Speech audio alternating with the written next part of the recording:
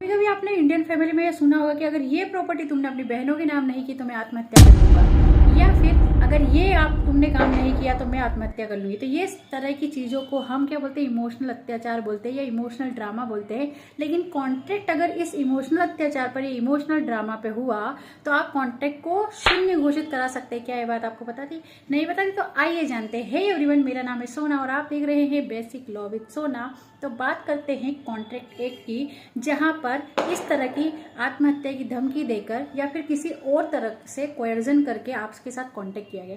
कोयर्जन को हम पढ़ते हैं section 15 of Indian contract act, जहां पर बताया गया है कि अगर कोई आपको इस तरह से दबाव बनाता है कि आप उस कॉन्ट्रैक्ट में इंटर हो जाए, तो इस तरह का जो कॉन्ट्रैक्ट अगर बनाया जाता है तो कॉन्ट्रैक्ट सर पे दम बंदूक रख के बोले कि इस कॉन्ट्रैक्ट पे साइन कर दो, या फिर कोई आपको आपकी प्रॉपर्टी को आपसे परिचित किसी व्यक्ति की, परिचित का मतलब है आपके कोई रिश्तेदार जिसमें आपका इंटरेस्ट हो, उसको या उसकी प्रॉपर्टी को हथियाने की धमकी देता है या इस तरह की कोई धमकी देता है कि अगर आप ये कॉन्ट्रैक्ट नहीं करोगे तो हम उसको नुकसान पहुंचा देंगे, तो वो कोयर्जन होगा।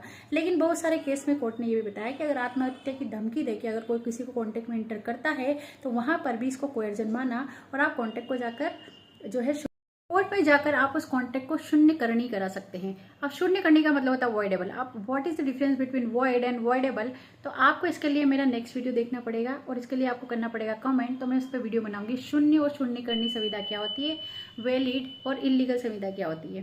Thank you so much, bye bye.